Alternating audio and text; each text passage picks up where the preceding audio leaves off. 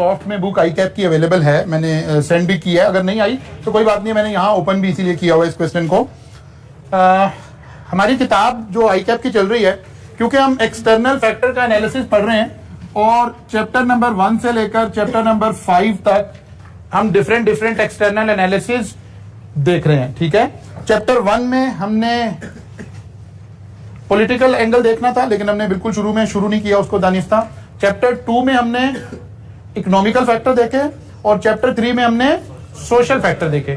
इसी तरह 5 फैक्टर हमने असल में स्टडी करने हैं। लेकिन क्योंकि जाहिर है आप लोगों के ध्यान में अगेन एंड अगेन ये बात आ रही है कि यार सवाल कैसे आएगा, क्वेश्चन कैसे आएगा, तो हम उस बात को एड्रेस करने के लिए कुछ क्वेश्चंस को टेकअप करते हैं। और हमारी किताब ने क्या किया, 5 चैप्टर पढ़ाने के बाद छठे चैप्टर में जाकर पहले 5 चैप्टर के क्वेश्चंस बनाने शुरू किए। ठीक है ना, इसीलिए हम भी अभी नहीं कर रहे, जाहिर है यार। लेकिन अगर मैं 5 चैप्टर पढ़ाता रहूंगा तो आप तो बिल्कुल सोचेंगे कि पता नहीं क्या शुरू हो गया ये।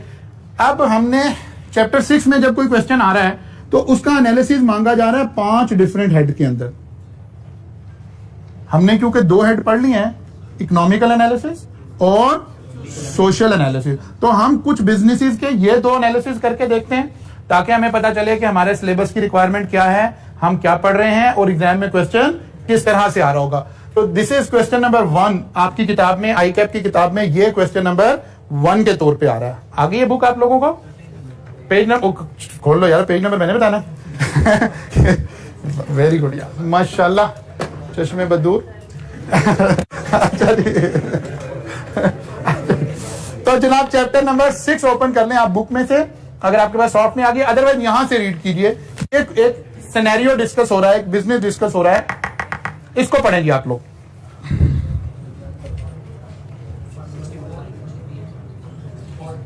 पेज नंबर 64 है।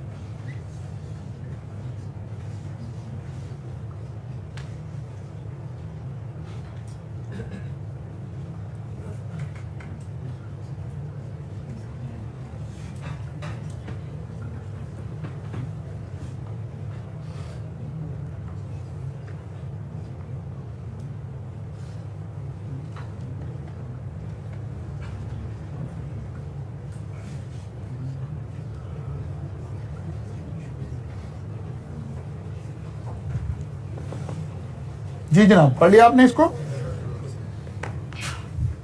फिर इसमें ये वाला पैरा भी पढ़ लीजिए।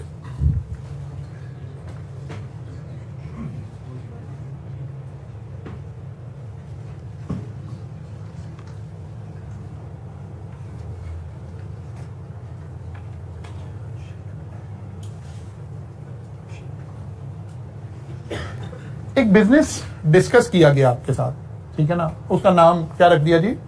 राइड रख दिया। बेसिकली ये केस स्टडी है उबर की, क्रीम की, इसकी केस स्टडी है। Suppose you are hired as a consultant to plan the launch of Ride in Pakistan and are asked to study the external business environment of Ride. External business का मतलब है वो 5 factor, लेकिन अभी हमारे ध्यान में क्या मतलब है? 2 फैक्टर। ठीक है, हमने देखना है कि इकोनॉमिकल एनालिसिस हम इसका करें तो क्या होगा और हम इसका सोशल एनालिसिस करें तो क्या बेनिफिट्स हैं, क्या ड्रॉबैक हैं। अब जो इस तरह के सवाल हैं, यहां 2 टाइप क्वेश्चन आपको नजर आएंगे जब आप इस तरह की चीजें देखेंगे। अगर हम गौर करें अभी हम इकोनॉमिकल एनालिसिस की बात ध्यान में रखकर पहले इसका एनालिसिस शुरू करते हैं। एक जनरल सवाल बना हुआ है जिसमें कोई खास इकोनॉमिकल डेटा डिस्कस नहीं हो रहा, ठीक है ना। कोई इकोनॉमिक इंडिकेटर, कोई इकोनॉमिक कंडीशन, कोई रिसेशन चल रहा है, बूम चल रहा है, जीडीपी क्या चल रही है, इन्फ्लेशन क्या चल रही है, स्टॉक एक्सचेंज, कोई डाटा नहीं है, ठीक है। लेकिन आपसे कहा जा रहा है कि इसका एनालिसिस करके बताएं। इसका मतलब क्या है, आपको लोकेट करना चाहिए कि वो कौन सा डाटा है जो इससे रेलिवेंट होगा। जरा चैप्टर नंबर 2 की स्लाइड्स निकाल लें अपने पास। चैप्टर नंबर 2 की स्लाइड्स निकाल लेते हैं और देखते हैं कि हमने इकोनॉमिक एनालिसिस में क्या क्या बातें पढ़ी थी और उनकी रेलिवेंस कैसे क्रिएट अब हम कर सकते हैं, ठीक है ना। आमतौर पर इस तरह के सवाल को हम एक मुश्किल सवाल गर्दानते हैं जिसमें डाटा दिया ना जा रहा हो, बल्कि आपसे एक्सपेक्ट किया जा रहा हो कि आप एक थ्योरेटिकल स्टाइल का आंसर क्रिएट करेंगे, ठीक है ना। मसलन जी, हमारा आगाज हुआ था मार्केट की डेफिनेशन से, फिर माइक्रो मैक्रो का जिक्र आया, फिर कुछ इंडिकेटर्स का जिक्र आया, फिर आगे चले बैलेंस ऑफ पेमेंट आ गया, फिर इनकम्स का जिक्र आया, फिर जीडीपी का जिक्र आया, फिर इन्फ्लेशन का जिक्र आया। अब ये सारी बातें आ रही हैं, ठीक है ना। अब हमें देखना है कि इस बिजनेस पर हम क्या चीजें उठाएं तो कहीं कुछ लिंक क्रिएट कर सकेंगे। सोचें जरा। एक हमें गवर्नमेंट पॉलिसीज नजर आ रही हैं थोड़ी सी, ठीक है ना, ये बड़ी अहम बात नजर आ रही है। और एक हमें नजर आ रहा है कि जब हम इसे लॉन्च करने जा रहे हैं तो लोगों के 2 कंसर्न इसके बारे में नजर आ रहे हैं, ठीक है ना जी। वो क्या कंसर्न है? मिनिमम वेजेस, ठीक है ना, और इंश्योरेंस पॉलिसी। और एक तीसरा, ये बिल्कुल रियल केस स्टडी है। जब उबर ने आके, क्रीम तो बाद में, उबर ने आके बिजनेस शुरू किया तो जो हमारे एग्जिस्टिंग टैक्सी ड्राइवर्स थे और इनकी जो एसोसिएशंस थी, उन्होंने गवर्नमेंट के ऊपर ये प्रेशराइज करना शुरू किया कि ये तो एक इलीगल बिजनेस शुरू हो रहा है, अनऑथराइज्ड बिजनेस शुरू हो रहा है, they are not registered as a taxi driver. ये तो इनके पास तो जो ड्राइविंग लाइसेंस है वो भी एलटीयू, पर्सनल नेचर का ड्राइविंग लाइसेंस है। ये पब्लिक ट्रांसपोर्ट कंपनी को तो ड्राइव नहीं करने का लाइसेंस है। मतलब मेरे पास जो लाइसेंस है वो तो मेरी पर्सनल गाड़ी ड्राइव करने का लाइसेंस है। तो इस तरह के केसेस बनने शुरू हुए क्योंकि एग्जिस्टिंग बिजनेस को थ्रेट था इस नए इनोवेटिव स्टाइल ऑफ बिजनेस से। शुरू में हर जगह पर एंट्री बैरियर आएंगे, लोग रेजिस्ट कर रहे होंगे, तो बहुत सारे लोगों ने, हर कंट्री के अंदर ऐसा ही हुआ कि शुरू में लोगों ने रेजिस्ट करना शुरू किया और कोशिश की कि कहीं लेजिस्लेशन में से, कहीं किसी पॉलिसी से हम ये बात निकालें कि ये काम नहीं हो सकता। अब बीइंग ए मैच्योर स्टूडेंट, आपने कुछ वर्ड प्रैक्टिस के जरिए आएंगे, जाहिर है हमें आहिस्ता आहिस्ता हमने देखना है कि कैसा बिजनेस है। और फिर वही है कि खौफ से सब्जेक्ट के ये अल्फाज नहीं आपको मिलने, आपने ओवरऑल एक जहन बनाया, आपने देखा शायद ये उबर, क्रीम इस तरह का बिजनेस है। अब आपने देखना शुरू करना है इसकी पॉजिटिव आपके जहन में क्या आ रहे हैं, इसके नेगेटिव आपके जहन में क्या आ रहे हैं, और इसका एक बेसिक जो बिजनेस स्ट्रक्चर है वो क्या है। मतलब उबर, क्रीम, ये सारे जो बिजनेसेस थे ये रिसोर्सेज की शेयरिंग के बिजनेस थे कि जो रिसोर्स मेरे पास ऑलरेडी मौजूद है उसको मैं शेयरिंग करके और बिजनेस करूं। एक्चुअली जो ओरिजिनल आइडिया ऑफ उबर था वो ये नहीं था कि there are people who are taxi driver who provide services, ये आइडिया नहीं था, बल्कि इसका ओरिजिनल आइडिया जहां से ये ओरिजिनेट हुआ, ओरिजिनल आइडिया था कि मैं घर से निकला हूं, मुझे कॉलेज तो आना ही है, मैं देखूं कि क्या जिस टाइम पर मैं निकलता हूं, अगर मैं जाते हुए इसी लोकेशन में कोई बंदा जाना चाहता है वो भी मेरे साथ बैठ जाए, तो मैंने कॉलेज तो आना ही आना है, मेरा फ्यूल भी खर्च होना ही होना है, मेरी गाड़ी की मेंटेनेंस भी होनी है। कभी आपने कॉस्ट अकाउंटिंग में रेलिवेंट कॉस्टिंग पढ़ी थी, अब ये सारी फिक्स में कन्वर्ट हो गई है। इसका मतलब है जो भी अमाउंट मैं रिसीव करूंगा वो मेरी इनकम ट्रीट होगी, बिकॉज बाकी सारी कॉस्ट जो आ रही है वो तो इररेलेवेंट होगी, ये फिक्स कॉस्ट में कन्वर्ट हो गई है। एक्चुअली ये आइडिया ये था। वो अलग बात हुई कि जो टैक्सी ड्राइवर्स मौजूद थे उन्होंने इस आइडिया को हाईजैक कर लिया, उन्होंने फुल टाइम सर्विसेज यही प्रोवाइड करना शुरू कर दी। एक्चुअली ये जो ट्रांसपोर्टेशन कॉस्ट है उसको ड्रास्टिकली नीचे लाने की बात हो रही है। मैं घर से निकला हूं, मुझे कॉलेज आना है, यहीं इसके साथ हिसाब का कोई एक टीचर आना चाह रहा हो और वो मुझे कहे यार मैं 100 रुपये आपको पे करूंगा, तो वो तो मुझे 100 रुपीज भी आ ही रहे हैं। मैं ये थोड़ी देखूंगा कि मेरी फ्यूल की कॉस्ट कितनी आ रही है, मेरा टाइम कितना लग रहा है, भाई ये तो सब कुछ लगना ही लगना है। तो ये वाला बिजनेस एक बड़ा ग्रेटर थ्रेट था एग्जिस्टिंग बिजनेस के ऊपर, इसलिए सब लोगों ने इसको काउंटर करना शुरू किया कि नहीं जी इसमें ये मसाइल आएंगे, इसमें ये मसाइल आएंगे, इसमें ये मसाइल। हमें एक जनरली थोड़ी सी अंडरस्टैंडिंग ऑफ द बिजनेस होना चाहिए कि क्या इसमें इन्वेस्टमेंट रिक्वायर्ड है, कोई इन्वेस्टमेंट रिक्वायर्ड नहीं है, ये तो शेयरिंग या पूलिंग ऑफ रिसोर्सेज का बिजनेस हो रहा है। ना एम्प्लॉय के जो कस्टमर है ना उसको कुछ भी करना। ऑलरेडी सब लोग स्मार्टफोन के यूजर हैं, एक ऐप के जरिए से ये सारा काम शुरू हो जाएगा। आपको भी कोई कॉस्ट नहीं लगानी, मुझे भी कोई कॉस्ट नहीं लगानी। मेरे पास अगर ऑलरेडी गाड़ी है तो मैं गाड़ी की सर्विसेज ऑफर कर रहा हूं, मेरे पास अगर बाइक है तो मैं बाइक की सर्विसेज ऑफर कर रहा हूं। तो ना मुझे कोई पैसा इन्वेस्ट करना है ना आपको कोई पैसा इन्वेस्ट करना है। ये एक ऐसा बिजनेस था। फिर हमें कहीं इसके सोशल नॉर्म्स भी देखने पड़ेंगे। किन लोगों को अट्रैक्ट करेगा ये बिजनेस, कैसी सोसाइटी होगी तो ये बिजनेस ज्यादा अच्छा चलेगा, ये सोसाइटी का कौन सा सेगमेंट है जहां पे हम पेनिट्रेट करेंगे, हमारी राइट टारगेट मार्केट कौन से लोगों को, फिर बाकी बिजनेसेस पर इसके इफेक्ट्स क्या आएंगे। मसलन अगर हम कहें कि बहुत सारे लोगों ने घर पर गाड़ी रखी हुई थी एज अ सेकंड कार बच्चों के लिए, और उन्होंने एक ड्राइवर रखा हुआ था, एक गाड़ी रखी हुई थी। इस बिजनेस के आने से उस बिजनेस पर क्या इफेक्ट पड़ा, पॉजिटिव के नेगेटिव?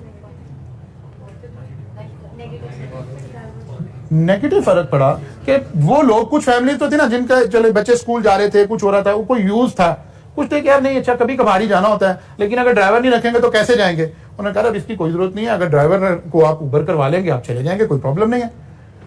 तो घरों में जो ड्राइवर रख रहे थे, घरों में जो हमें गाड़ियां चाहिए थी, उनकी डिमांड में कमी हुई है।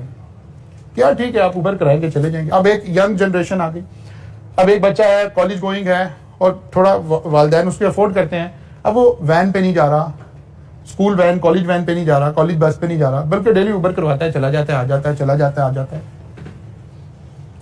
वो फील भी करता है कि यार मुझे पब्लिक ट्रांसपोर्ट पे नहीं जाना चाह रहा, मैं आराम से गाड़ी पे साफ सुथरे उसमें जा रहा हूं आ रहा हूं। पहले पेरेंट्स को उसके लिए गाड़ी ड्राइवर रखना पड़ रहा था, अब नहीं रखना पड़ रहा। एक्चुअली इसमें से हमें इस तरह की कुछ चीजें सॉर्ट आउट करनी पड़ेंगी।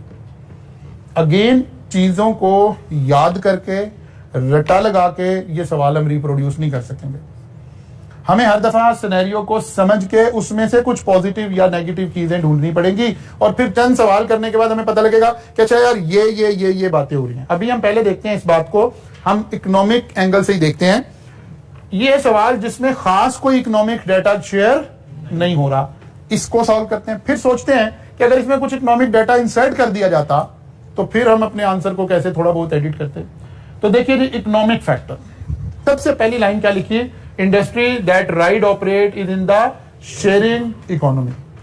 अब ये लाइन हमें पढ़कर ही मिलेंगे ऐसे फिक्रे कि ये शेयरिंग इकोनॉमी की एक बिजनेस है जहां पे रिसोर्सेज पूल अप हो जाएंगे। It means that this industry is based on sharing physical और intellectual resources. In this case, ride user registered themselves to the respond to customer need and drive them to location. It's often deemed cheaper than taxis and easier to schedule their ride. ये हम easy की बात क्यों कर रहे हैं, cheaper क्यों कह रहे हैं? उस ओरिजिनल कॉन्सेप्ट की वजह से जो मैंने आपको दिया कि द रियल कॉन्सेप्ट ये नहीं था कि एक शख्स एज अ गाड़ी लेकर फुल टाइम उबर की ड्राइव कर रहा है, वो चीपर वाला कॉन्सेप्ट तो खत्म हो गया। फिर तो चीपर नहीं है, फिर तो एक नॉर्मल टैक्सी वाले ड्राइवर का भी फ्यूल खर्च हो रहा है, मेरा भी फ्यूल खर्च हो रहा है। मैं एयरपोर्ट जा रहा हूं जी अपने भाई को पिक करने के लिए, और मैंने रास्ते में एक राइड भी बिठा लिया एयरपोर्ट ही। अब फ्यूल तो इररेलेवेंट हो गया, एयरपोर्ट के जो टोकन मैंने फीस देनी है वो तो इररेलेवेंट हो गया, मेरा टाइम कितना लगना है ये तो इररेलेवेंट हो गया। अब मैं किसी भी प्राइस पर ऑफर कर सकता हूं। डिसीजन मेकिंग कैफ 3 वाली, वो कॉस्ट वाली, ठीक है ना। इस वजह से हम इसे कह रहे हैं कि एक चीपर बात हो रही है। अब जब तक हमारे जहन में थोड़ी सी नॉलेज इस तरह का नहीं होगा, जब तक हम कहेंगे यार ये चीपर क्यों होगा बाय द वे। अच्छा, क्या शुरू में अगर आप गौर करें, हमें उबर करीम चीपर फील भी हो रही थी, लेकिन फिर क्या हुआ, पाकिस्तान था ना, पाकिस्तान था, क्या किया उसने, उबर ने करीम को टेक ओवर कर लिया। उसने कहा पहली बात है कंपटीशन तो खत्म करें ना, हम दो आपस में क्यों कंपटीशन में लगे। शुरू में आपको कूपन आ रहे थे जी, अब ये कूपन आ गया जी, आज फलां आ गया जी, अब कहाँ आ रहे हैं, क्यों नहीं आ रहे। हमने कंपटीशन एलिमिनेट कर लिया। हमने ये भी पढ़ा था कि कंपटीशन एलिमिनेट नहीं होना चाहिए, लेकिन जैसे ही कंपटीशन एलिमिनेट हुआ आप देखें आपको वो कूपन आने बंद हो गए, वरना तो आप जनाब उस राइड को भी एंजॉय कर रहे थे और वो सारा काम भी हो रहा था। तो ये चीपर इसलिए अब कह रहे हैं। Ride has grown at a rapid pace since its initial launch and its, वही हमने बातें करनी शुरू कर दी कि वो सारा काम होना शुरू हो गया। But the countries may debate restricting its services due to ride having unfair competition against regular taxi और transport. वो एक regulated business है, उसके साथ एक unfair competition, लोगों ने इसको शुरू में गर्दाना शुरू किया। बिकॉज लोगों को बात समझ नहीं आ रही थी कि ये एक इनोवेटिव प्रोडक्ट आ गई है। शुरू में लोगों ने कहना शुरू किया कि भाई इनका तो पेट्रोल ही रेलिवेंट हो गया, लेकिन जो फुल टाइम ड्राइवर है उसका तो पेट्रोल सबसे ज्यादा रेलिवेंट है, इसका तो टाइम ही रेलिवेंट हो गया। मुझे तो एयरपोर्ट जाना ही जाना था, जाने में कितना टाइम लग रहा है, कितना ट्रेवल करना पड़ रहा है, ये तो इररेलेवेंट हो गया मेरे लिए। लेकिन जो असल रेगुलेटेड बिजनेस है उसके लिए तो ये मोस्ट रेलिवेंट बात है। मुझे ट्रेवल कितना करना पड़ेगा, मेरा रश कितना है, फलां कितना है। ड्राइवर आप देखते हैं ना कि अगर आप एक नॉर्मल ड्राइवर से अपनी सर्विसेज ड्राइव सर्विसेज ले रहे हो तो ये भी देखता है कि यार मुझे किस एरिया में लेके जा रहा है, रश वाला एरिया है, मैं जाके फंस जाऊंगा। वो कहता नहीं सर जाना ही नहीं, उधर तो मैं जाते ही नहीं। मतलब आप किसी ड्राइवर से कहें शाम के टाइम में कि मुझे शालमी वाली साइड पे उतार दे, वो कहता नहीं सर उधर नहीं मैंने जाना, उसे पता है मैं वहां जाके फंस जाऊंगा। लेकिन एक आदमी जा ही उधर रहा है, उसका ट्रैफिक का रश, उसकी पेट्रोल की कॉस्ट, उसकी ट्रेवलिंग का डिस्टेंस, सारी चीजें क्या है, इररिलेवेंट है। तो कह रहे कि इसके ऊपर दुनिया भर में बहस होती रही कि अनफेयर कंपटीशन आ रहा है किनके अगेंस्ट, रेगुलर टैक्सीज के या पब्लिक ट्रांसपोर्ट के। The increasing competition can cause a drop in पे डिस्पाइट द न्यू अपॉर्चुनिटी। वो कह रहे जब कंपटीशन आएगा और उबर जा रही होगी किसी जगह पर 500 रुपए में और दूसरा ड्राइवर मांग रहा होगा 1000 रुपया, जबकि दूसरा रेगुलेटेड बिजनेस है और ये वो कंपीट कैसे करेगा। अब वो अपनी मिनिमम वेज, अगर किसी बंदे ने ड्राइवर रखा हुआ है वो कहेगा भाई पैसे ही नहीं है, तुम्हें भी कम पैसे दूंगा, ये प्रॉब्लम आएगा। ड्रॉप इन पे डिस्पाइट न्यू, अगरचे अपॉर्चुनिटीज क्रिएट हो रही हैं, हर आदमी के पास एक अपॉर्चुनिटी आ गई है कि वो कुछ ना कुछ कमा सकता है, कुछ ना कुछ इससे लेकर जा सकता है। हर वो शख्स जिसके पास बाइक है, जिसके पास गाड़ी है, वो काम कर सकता है अगर वो करना चाहता है तो। People may consider whether this type of service bring new avenues to earn an income or take away livelihood to large part of the workforce that is pushed out of business. Line रहेगी बीच में से, livelihood from existing services.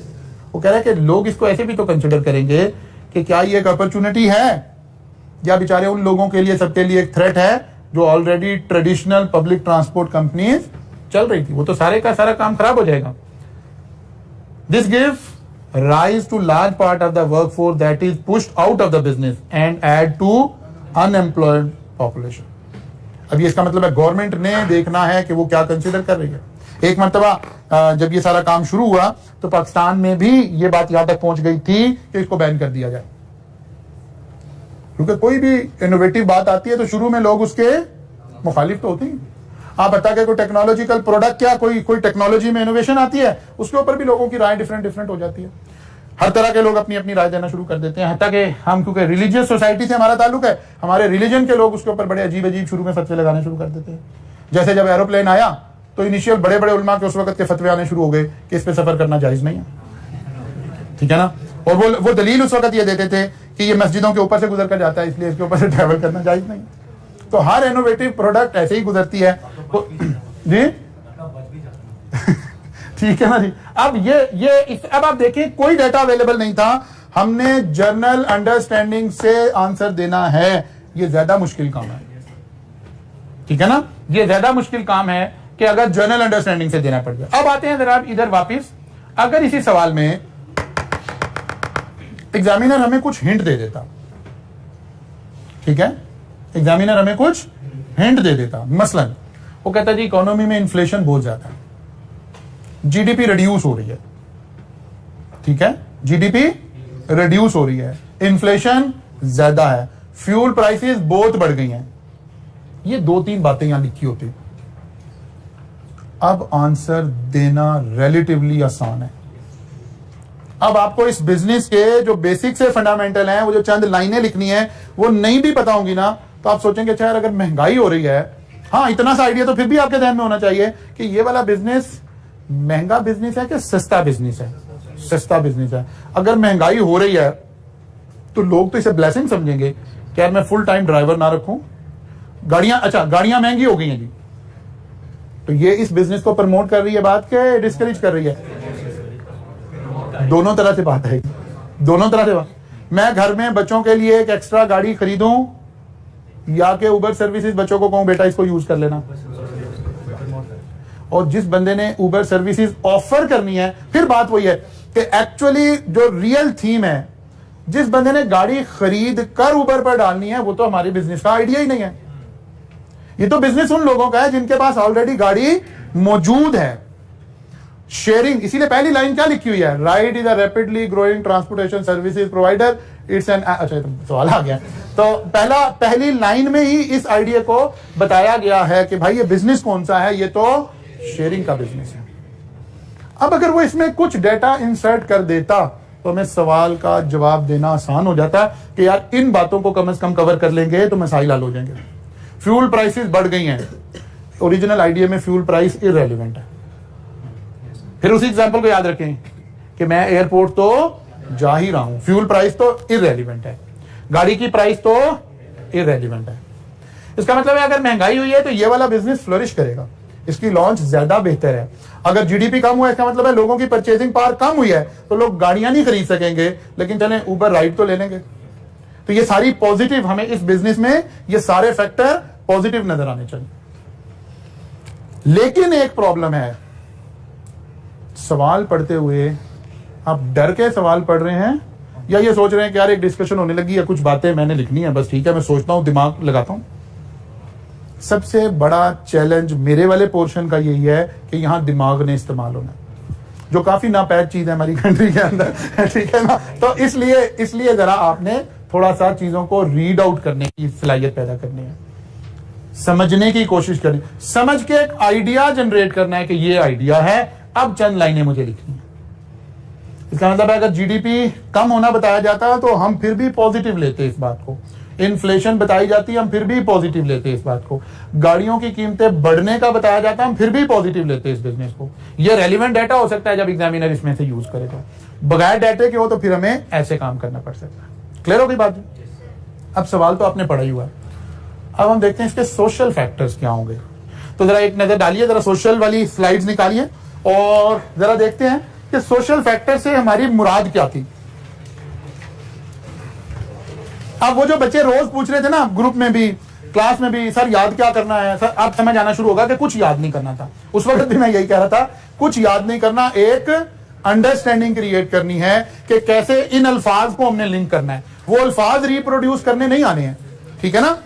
अब हम चाह रहे हैं कि हम इसका सोशल एनालिसिस करें, तो जरा सोशल एनालिसिस में हम एक गो थ्रू करें, क्या क्या बातें पढ़ी थी हमने, एटीट्यूड, लाइफस्टाइल और सोशल नॉर्म्स क्या हैं, डेमोग्राफिक क्या है, ये बातें स्लाइड से हमें थोड़ा सा पता चल गया, ये बातें। अब आ जाए जी वापस, एजुकेशन का लेवल, ठीक है ना, लॉ एंड ऑर्डर, ये सारा कुछ हमने इस एरिया में पढ़ा, सोशल फैक्टर के अंदर पढ़ा। अच्छा जी, अब वापस आ जाए। सबसे पहली बात, लाइफस्टाइल। जिस कंट्री में, अब हम पाकिस्तान में, उसने कहा कि पाकिस्तान में सबसे पहले देखते हैं कौन लोग इसके यूजर हैं। General public. जनरल पब्लिक तो अगर उबर करा के चली गई है तो वुड दे फील प्राउड, या अपनी गाड़ी पर जाते तो ज्यादा प्राउड फील करता। जनरली तो शो ऑफ वाला माहौल है ना हमारा, इसका मतलब है अपनी गाड़ी पर जाते तो हमने ज्यादा, यहाँ क्या होता है, कोई हमारे यहाँ कल्चर में सभी हम सब उसके अनफॉर्चुनेटली शिकार है। सुबह 7 बजे मेरी पहली क्लास है, 7 बजे मैं आ गया, गाड़ी आके पार्क कर लो। अब शाम को 5 बजे मैंने घर जाना है, 5 बजे तक वो गाड़ी फारिग खड़ी है। लेकिन मैं नहीं चाहूंगा कि मैं सुबह उबर पे आके उतर के तो कॉलेज आ जाऊं और जाते हुए फिर करवाऊं कि जी उबर करवाऊं और मैं घर चला जाऊं। मैं कहूंगा यार लोग कहेंगे अच्छा चार्टर्ड अकाउंटेंट है, ये सीए करके भी उबर ही कराता फिर रहा है तो बच्चे तो शक में पड़ जाएंगे कि हम गलत प्रोफेशन में तो नहीं आ गए हैं तो ये सारे, इसका नाम है सोशल फैक्टर, सारे एलिमेंट देखना। लेकिन अब फिर हमने कहा था कि नहीं, खाली एक फैक्टर थोड़े देखना है, फिर हमने डेमोग्राफिक्स भी देखने हैं। अब हम अलग अलग उसको देखते हैं कि जी जेंडर की बेस पे पहले देखते हैं, फीमेल्स घर में बैठी हैं, पहले उन्हें जाने आने में प्रॉब्लम आ रही है, लेकिन जब से उबर आई हुई है हमारे शॉपिंग के एक्सपेंसेस काफी बढ़ गए हैं घरों के, क्योंकि अब फीमेल कहते हैं जी उन्हें जाना था, कहते नहीं मेरी तो क्लास है, कहते अच्छा ठीक है मैं चली जाऊँ ठीक है ना।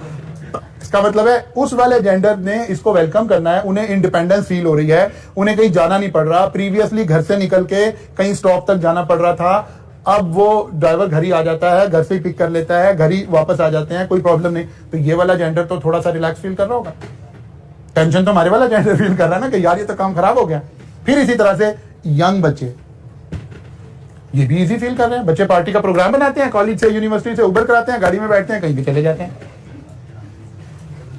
डेमोग्राफिक्स को कहीं हमें लिंक करना है, ठीक है ना।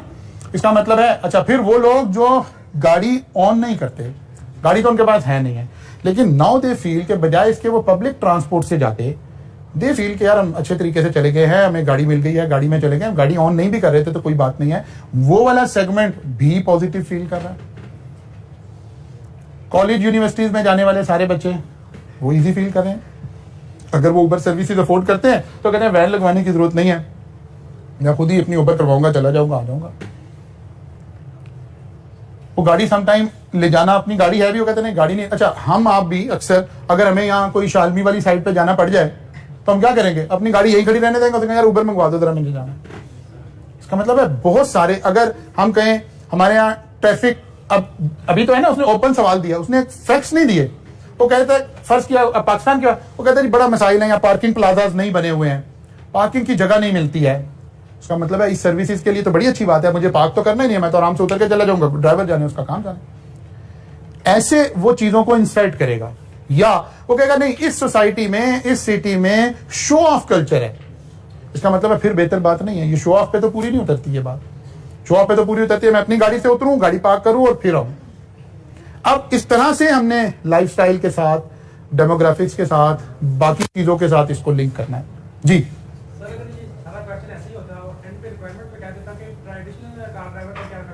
जी, वेरी गुड, शाबाश, छा गया तुम तो।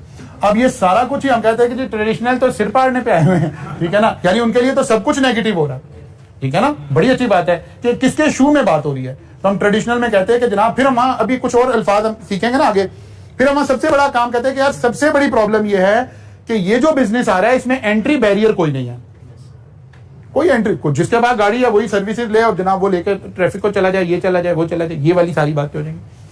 अच्छा, एक थोड़ा सा हम उसे कहेंगे कि अगर कंट्री के अंदर लॉ एंड ऑर्डर खराब हुआ है तो फिर इस बिजनेस पर क्या फर्क पड़ेगा। सोच लें, मैं कह रहा सोच लें, अगर लॉ एंड ऑर्डर अच्छा नहीं है कंट्री में तो फिर राइड के बिजनेस पर पॉजिटिव इफेक्ट आएगा कि नेगेटिव इफेक्ट आएगा। अच्छा चलिए चलिए, मैं जरा इसको आसान करता हूं ना, आसान करने की कोशिश करता हूं। एक है महल्ले में एक ऑटो खड़ा था और इस पर एक शख्स राइड करके कहीं पे जा रहा है, और एक है उबर से उसने ऑटो मंगवाया और उस पर जा रहा है, कौन सा मोर सिक्योर फील करेंगे? उबर वाला। इसका मतलब है लॉ एंड ऑर्डर जितना खराब, क्योंकि उबर वाले का ट्रैक रिकॉर्ड होगा, कौन ड्राइवर आया था, कौन नहीं आया था, उसका नंबर क्या था, कहां से आपको पिक किया, कहां से कहां ड्रॉप किया, सारा ट्रैक कहीं आ रहा होगा ना। उस दूसरे वाले का तो बिल्कुल कोई ट्रैक नहीं होगा। जी जनाब, आप कुछ कहना चाह रहे हैं? नहीं, महले वाले का मतलब नहीं है कि साहब आपका साथ हमसाया है, वो महले वाले से मतलब है आप ट्रेडिशनल वे से बस स्टॉप पे गए, आप खड़े थे और वो जो सामने से ऑटो आ रहा था जो थोड़ा स्लो हुआ आपको देख के जिसका कोई डाटा अवेलेबल नहीं है, ठीक है ना। मसलन आप जब, अगर हम ऐसे अपने कल्चर में भी देखें, बहुत सारे लोग थे जो ऐसे फीमेल्स को अकेले जाने नहीं देते थे कि यार नहीं, कोई पता नहीं कौन ड्राइवर है कौन नहीं है, लेकिन फिर ग्रेजुअली आहिस्ता आहिस्ता उबर और करीम ने आके इस वाले मामले को थोड़ा सा रिलैक्स किया, बिकॉज थोड़ी सी डॉक्यूमेंटेड ट्रांजैक्शन है, थोड़ा सा पता है कहां गए हैं, कौन लेकर आया है, कौन जा रहा है, कहीं उसका कोई थोड़ा बहुत ट्रैक रिकॉर्ड मौजूद है, तो रिलेटिव टर्म में ये ज्यादा सिक्योर फील हो रहा है ट्रेडिशनल वाले से, ठीक है ना। मतलब जब आप इससे पहले उबर वाली ऐप से पहले जब आप उससे आते थे, एयरपोर्ट वगैरह पे आते थे, तो जो एयरपोर्ट पे टैक्सी अवेलेबल होती थी, जो एयरपोर्ट वाली अंदर से थोड़ी सी कॉस्टली भी मिल रही होती, जिसको क्या कहते थे, वो नहीं रेडियो ड्राइव या समथिंग कुछ इस तरह का एक लफ्ज भी इस्तेमाल होता है, वो अपने हेड उससे कनेक्ट रहती थी, क्योंकि एयरपोर्ट पर जब लोग आ रहे होते थे या जा रहे होते तो अमूमन चांसेस आर देयर कि उनके पास ज्यादा वैल्यूएबल चीजें होंगी। उसको थोड़ा सा सिक्योर करने के लिए वहां जो सर्विसेज थी वो इस तरह से ज्यादा प्रोवाइड की जाती थी, और वो लोग इसीलिए उसको लेते थे कि यार ये डॉक्यूमेंटेड है, ये किसी कंपनी की है, और कंपनी और ड्राइवर उस वक्त कॉन्टेक्ट में है। जैसे वो रेडार के जरिए आपके फ्लाइट और वो लिंक में होती है ना, इसी तरह ये रेडियो सर्विसेज कहलाती थी और ये इस तरह से लिंक में होती थी। तो हमें इस तरह से थोड़ा सा देखना पड़ेगा। जी सर, आपने बताया कि अगर लॉ एंड ऑर्डर अच्छा नहीं है कंट्री में तो कस्टमर सिक्योर फील कर रहा है, लेकिन अगर ऊपर कि पास में केसेस हुए हैं कि ये उबर को आके लेके जाते हैं और कहीं दूर जाकर जी, यानी उबर के साथ कोई मोबाइल स्नैचिंग हो रही है, कैश ने, बिल्कुल ठीक है, बिल्कुल ठीक है। ये वाली बात, इस वाली बात की तरफ देखना पड़ेगा कि असल में उबर वाला शख्स तो एक काम भी करवा सकेगा ना, लॉ एंड ऑर्डर के साथ हमें देखना पड़ेगा उस कंट्री के अंदर सर्विसेज क्या अवेलेबल है। क्या हम देखो, उसने जिक्र भी किया था इंश्योरेंस पॉलिसी का, उबर वाला अपनी इंश्योरेंस करवा लेगा, ठीक है। हम इसे डिस्कस जरूर करेंगे कि अब उसकी इंश्योरेंस की कॉस्ट बढ़ जाएगी, उसको इंश्योरेंस भी करवानी पड़ेगी अगर इस तरह की स्नैचिंग हो रही है, लोग उबर वाले से पैसे छीन रहे हैं, उससे मोबाइल छीन रहे हैं, तो इस तरह का काम हो सकता है। जी जनाब, बिल्कुल 100% हो सकती है। आप जो राय दे रहे हो, एग्जामिनर का कोई स्टैंडर्ड सोल्यूशन नहीं है इसमें, आप जो केस बिल्ड कर रहे हो उसका आर्गुमेंट ठीक दे रहे हो, ये चीज मार्किंग होगी, ठीक है ना। मसलन जैसे अभी ये सवाल है, ये सारा उसने इकोनॉमिक डाटा दिया ही नहीं आपको, इसका मतलब है इफ एंड बट लगाना पड़ेगा आपको। अब आप इफ एंड बट लगा रहे हो तो जो केस आप बिल्ड कर रहे हो उसकी लॉजिक ठीक दे रहे हो, बस सिर्फ ये देखा जाएगा। मसलन आप कहते हो अगर जीडीपी रिड्यूस हो रही है तो इसका मतलब है उबर सर्विसेज को बढ़ना चाहिए, लेकिन अगर आप कह रहे हैं कि नहीं कम हो रही है तो फिर आपकी लॉजिक कॉन्ट्राडिक्ट कर रही है आपके उससे, ठीक है। इसका स्टैंडर्ड सोल्यूशन डिफरेंट हो सकते हैं, बिल्कुल जाहिर है ये न्यूमेरिक नहीं है, 2 + 2 4 नहीं है, कॉस्ट ऑफ कैपिटल नहीं कैलकुलेट कर रहे, कॉस्ट ऑफ इक्विटी नहीं कैलकुलेट कर रहे, तो ये अलग अलग होगा, बिल्कुल ऐसे ही चलेगा। अच्छा जी, देखिए जी,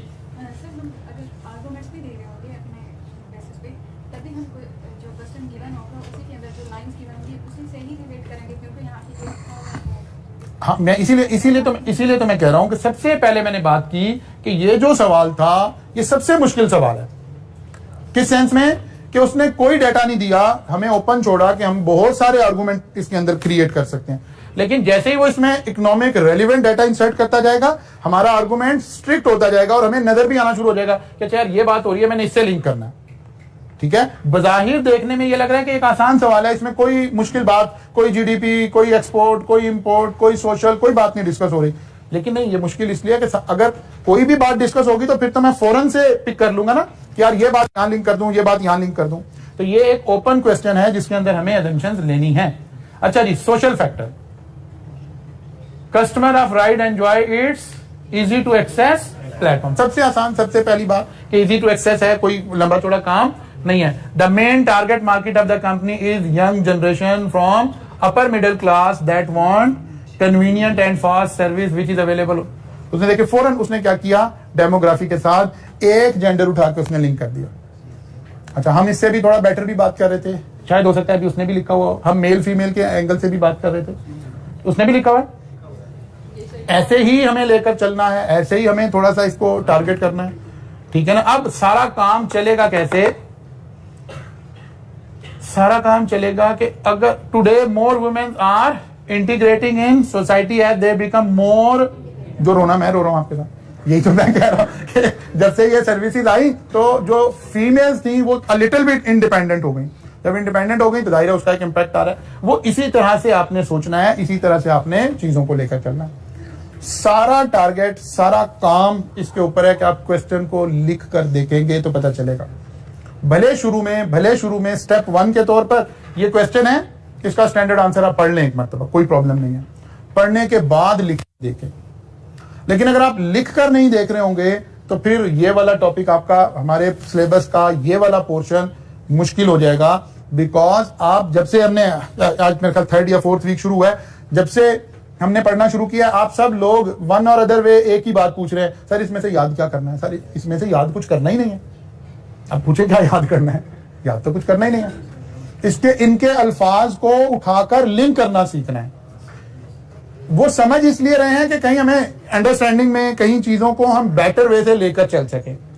इसलिए आज का आपका टारगेट यही है, क्वेश्चन नंबर 1, आप इसको घर जाके पहले स्टैंडर्ड सॉल्यूशन को एक एक लाइन रीड करेंगे और फिर दोबारा कोशिश करेंगे कि इसको लिख कर देख लें। हाँ, इसको बेसिकली अब तो गवर्नमेंट ने अलाउ कर दिया ना, अब तो ये, लेकिन अभी भी एक होता है ना, एक खास लॉ गवर्न करा, कोई लॉ गवर्न नहीं करा पूरी दुनिया में। यही तो मसला इसके साथ था, सबसे बड़ा प्रॉब्लम ही इस बिजनेस के साथ ही है ना। अब जो नए बिजनेसेस जितने भी आ रहे हैं उनमें सबसे बड़ी प्रॉब्लम है, बिटकॉइन में सबसे बड़ी प्रॉब्लम क्या है, क्यों दुनिया की कोई भी मेन इकोनॉमी खड़े होकर नहीं कह रही कि यार बिटकॉइन एक लीगल करेंसी है। उसमें रेगुलेटर से आप बाहर निकल गए। अभी तो मुझे अगर यहां से पैसे ट्रांसफर करने हैं किसी दूसरे मुल्क में, तो बगैर स्टेट बैंक के रेगुलेशंस के मैं वो ट्रांसफर नहीं कर सकता। लेकिन अगर बिटकॉइन अलाउ कर दिया है तो ये तो सबसे आसान काम है। मैं अपना जितना मर्जी पैसा दुनिया के जिस मर्जी रीजन में ले जाके पार्क कर दूं। ये जितने नए हमारे टेक्नोलॉजिकल प्रोडक्ट जितनी आ रही हैं, ये क्या कर रही हैं, ये हमें रेगुलेशन से आजाद कर रही हैं। जैसे रेगुलेशन से हम आजाद होते हैं तो फिर इकोनॉमीज को और गवर्नमेंट्स को ये देखना पड़ता है कि यार इसके बाद हम कंट्रोल कैसे करेंगे चीजों को। जैसे ही आपकी फ्रीलांसिंग है, फ्रीलांसिंग ने क्या किया, कोई रेगुलेशन नहीं है, कुछ नहीं है। इससे पहले क्या होता था जी, इंपोर्ट करनी है तो फलां इदारे से रजिस्टर्ड हो, एक्सपोर्ट करनी है तो फलां से करें, और नहीं कुछ जी, चैंबर ऑफ कॉमर्स के मेंबर बने, फलां करें। अब क्या करना है, कुछ भी नहीं करना, नेट पे बैठे काम करें, अगले को देकर पैसे कमाएं। तो ये सारी इनोवेटिव प्रोडक्ट्स ऐसी हैं कि जिसके अंदर नॉर्मली कोई रेगुलेशन अप्लाई नहीं हो रहा। इसी से रिलेटेड ये केस स्टडी था। कल इंशाल्लाह कोशिश करेंगे 1-2 सवाल और सॉल्व करें हम इन 2 चैप्टर के, कोई 2-3 सवाल करके फिर अगले चैप्टर को इंशाल्लाह टेकअप करेंगे। कल मुलाकात होगी, यहां से आगे चलो।